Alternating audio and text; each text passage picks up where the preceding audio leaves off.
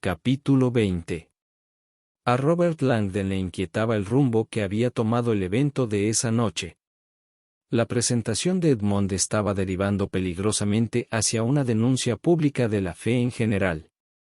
El profesor se preguntaba si a Edmond se le habría olvidado que no solo estaba dirigiéndose al grupo de científicos agnósticos que había en la sala, sino también a los millones de personas de todo el mundo que contemplaban la retransmisión por Internet. Está claro que esta presentación ha sido diseñada para crear controversia. Le preocupaba sobre todo su aparición en la misma. Si bien no dudaba de que Edmond había pretendido rendirle tributo, Langdon ya había sido objeto de controversia religiosa en el pasado y prefería no repetir la experiencia. Kirch, sin embargo, había emprendido un premeditado asalto audiovisual contra la religión, y Langdon estaba comenzando a reconsiderar la despreocupación con que le había quitado importancia al mensaje de voz del obispo Valdespino. La voz del futurólogo volvió a retumbar por la sala y las estrellas dieron paso a un collage de símbolos religiosos de todo el mundo. Debo admitir que tenía mis reservas sobre el anuncio de esta noche, declaró la voz, sobre todo por cómo podía afectar a los creyentes. Tras una pausa, prosiguió, por eso, hace 3 días hice algo poco característico en mí, en un esfuerzo por mostrarme respetuoso con los puntos de vista religiosos, así como para calibrar cómo recibirían mi descubrimiento los miembros de distintas fes, me reuní con 3 destacados líderes clericales, concretamente del Islam, el cristianismo y el judaísmo, y compartí mi hallazgo con ellos. Los murmullos se extendieron por toda la sala. Tal y como esperaba, los 3 clérigos reaccionaron con una mezcla de profunda sorpresa, preocupación y, sí, incluso ira. Y, a pesar de que su reacción fue negativa, quiero agradecerles que accedieran amablemente a reunirse conmigo. Por cortesía, no revelaré sus nombres, pero esta noche no quería dejar de dirigirme a ellos y darles las gracias por no haber intentado interferir en esta presentación. Hizo otra pausa, y luego dijo, Dios sabe que podrían haberlo hecho. A Langdon le sorprendió la habilidad con que Edmond hacía equilibrio sobre una delgada línea y aseguraba todos sus pasos. La decisión de reunirse con los 3 líderes religiosos sugería una amplitud de miras, una confianza y una imparcialidad del todo desconocidas hasta entonces en el futurólogo. El encuentro celebrado en Montserrat, sospechaba ahora, había sido en parte una misión de reconocimiento y en parte una maniobra de relaciones públicas. Una inteligente forma de obtener un salvoconducto para hacer lo que le dé la gana, pensó. Históricamente, continuó Edmond, el fervor religioso siempre ha procurado impedir el progreso científico, de modo que esta noche imploro a los líderes religiosos de todo el mundo que reaccionen con moderación y tolerancia ante lo que voy a divulgar. Por favor, no repitamos los violentos episodios acaecidos a lo largo de la historia. No cometamos los mismos errores de nuestro pasado. Las imágenes de la pantalla del techo dieron paso al dibujo de una ciudad amurallada. Se trataba de una metrópolis perfectamente circular situada en la ribera de un río que fluía a lo largo de un desierto. Langdon reconoció de inmediato el trazado de la antigua ciudad de Bagdad, una inusual construcción circular fortificada mediante 3 murallas concéntricas rematadas por almenas y troneras. En el siglo VIII, siguió diciendo Edmond, la ciudad de Bagdad se convirtió en el mayor centro académico del mundo, y sus universidades y bibliotecas acogían todas las religiones, las filosofías y las ciencias. Durante 500 años, los avances científicos realizados en esta ciudad no tuvieron parangón, y su influencia todavía puede percibirse en el mundo de hoy en día. Sobre las cabezas de los invitados reaparecieron las estrellas, muchas de las cuales llevaban su nombre al lado: Vega, Betelgeuse, Rigel, Algebar, Deneb, Akrab, Quitalpa. Más de 2/3 de las estrellas fueron descubiertas por astrónomos del mundo árabe, de modo que hoy en día aún poseen un nombre en ese idioma, dijo Edmond. El cielo se llenó rápidamente con tantas estrellas con nombres árabes que lo ocuparon por completo. Al poco, esos nombres volvieron a disiparse. Y, por supuesto, si queremos contarlas. Unos números romanos aparecieron junto a las estrellas más brillantes.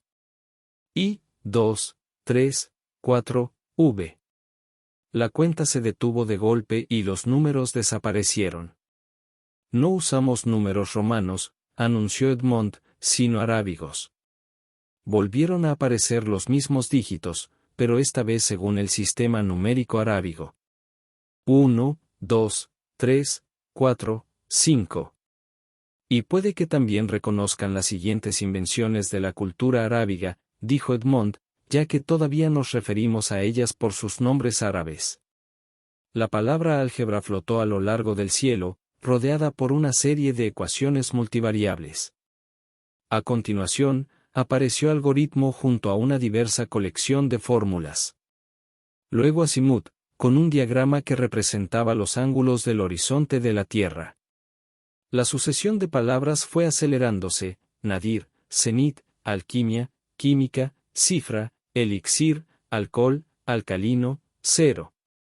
Mientras esas familiares palabras se sucedían, Langdon pensó en lo trágico que resultaba que para tantos estadounidenses Bagdad solo fuera una de las muchas ciudades polvorientas de Oriente Próximo devastadas por la guerra y que desconocieran que antaño había sido el mismísimo centro del progreso científico de la humanidad. A finales del siglo XI, prosiguió Edmond, los principales avances científicos del mundo tenían lugar en Bagdad y sus alrededores. Luego, casi de un día para otro, eso cambió.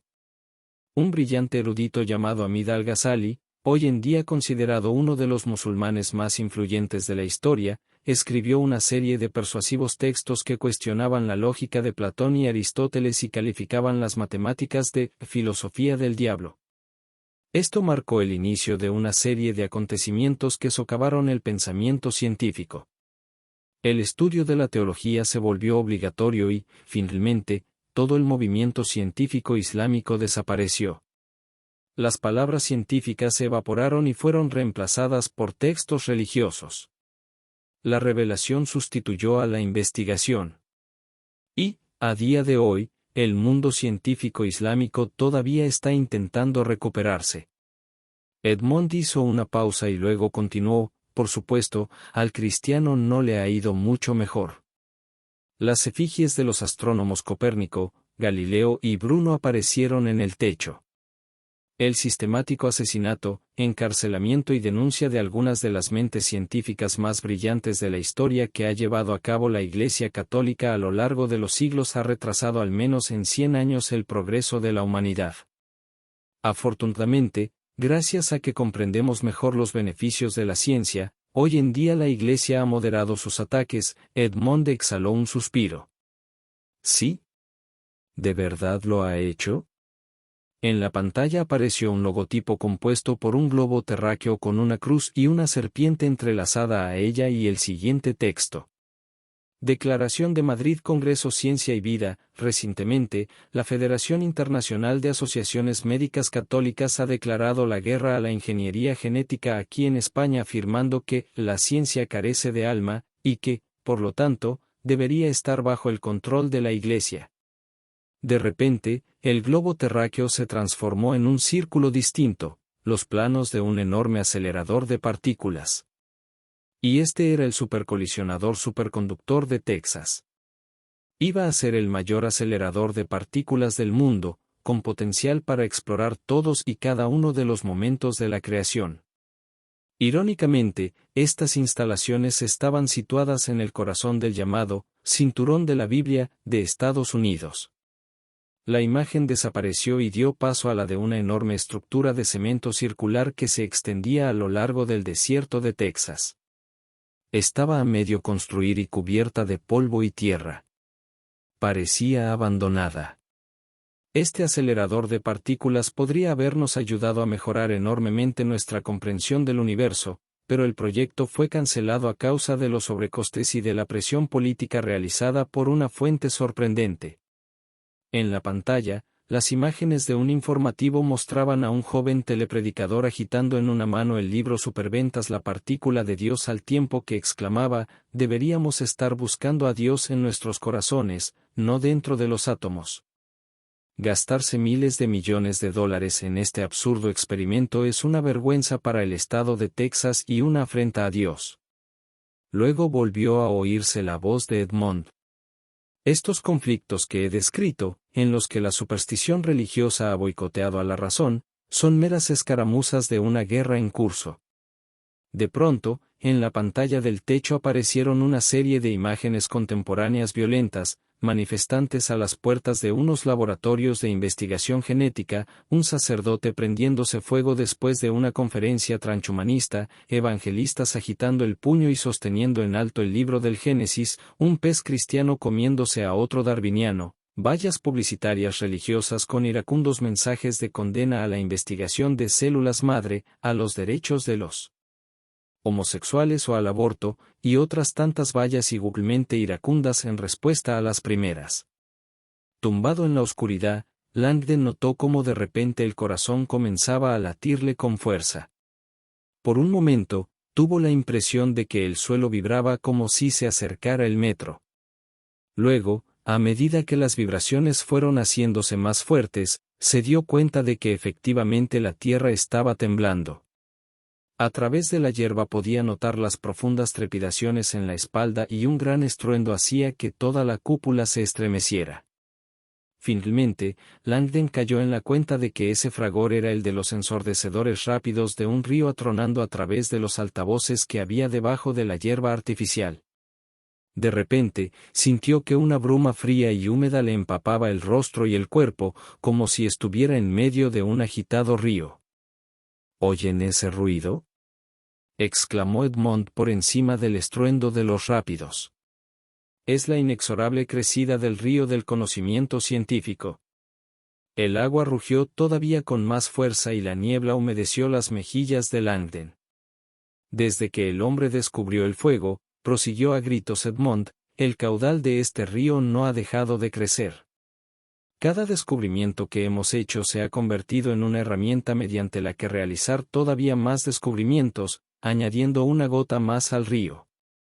Hoy en día, estamos surcando la ola de un tsunami que avanza con una fuerza imparable. La sala se estremeció aún más. ¿De dónde venimos?, exclamó Edmond. ¿A dónde vamos? Nuestro destino siempre ha sido encontrar la respuesta a estas preguntas. Nuestros métodos de estudio no han dejado de evolucionar exponencialmente durante milenios. Un brumoso viento azotaba ahora la sala, y el fragor del río resultaba casi ensordecedor.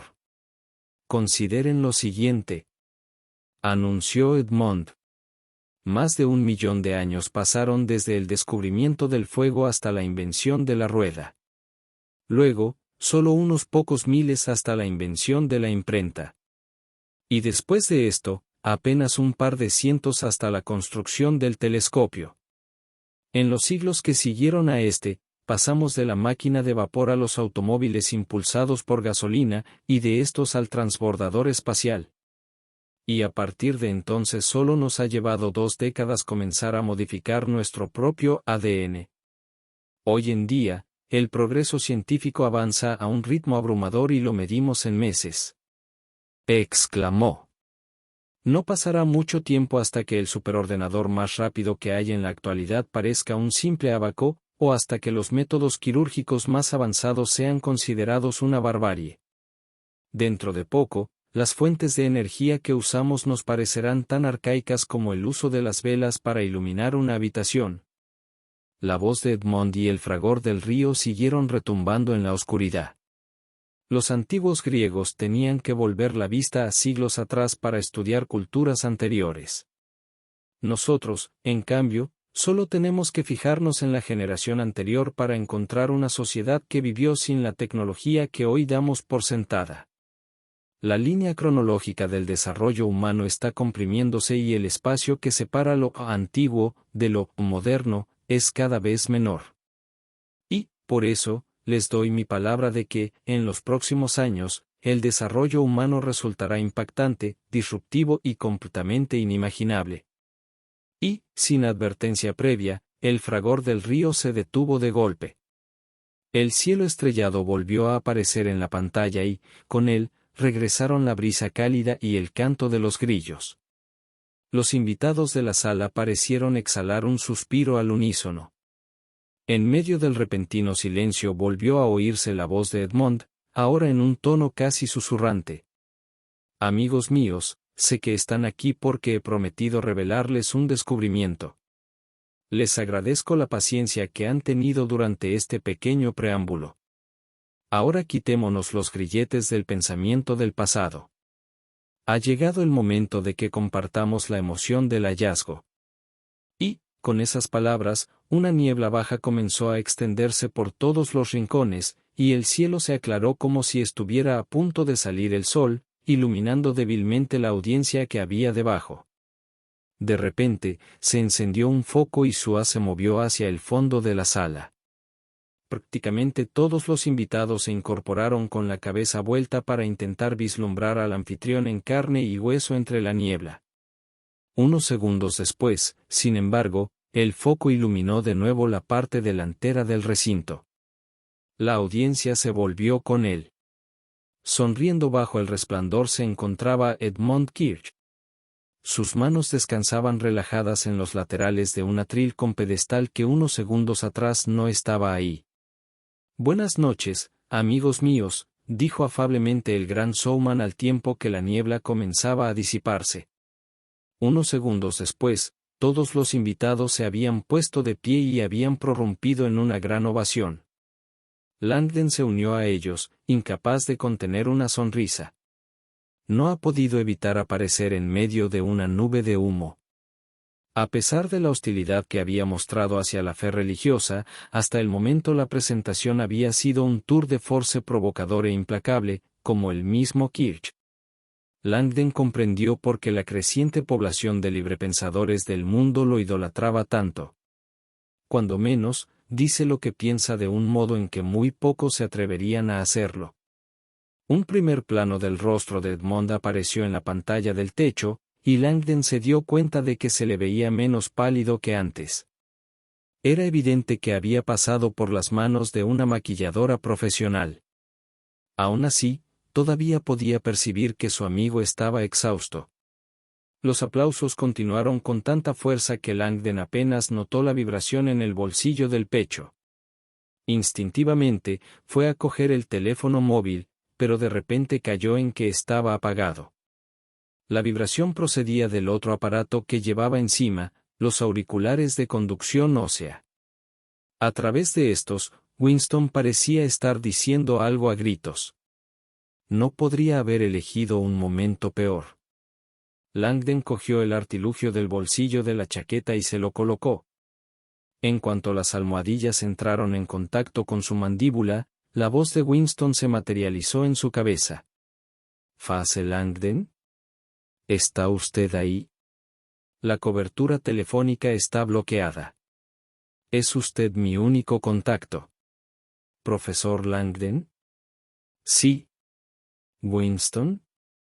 «Estoy aquí», respondió Langdon por encima del ruido de los aplausos. «Menos mal», dijo Winston. «Escúcheme con atención. Es posible que tengamos un serio problema.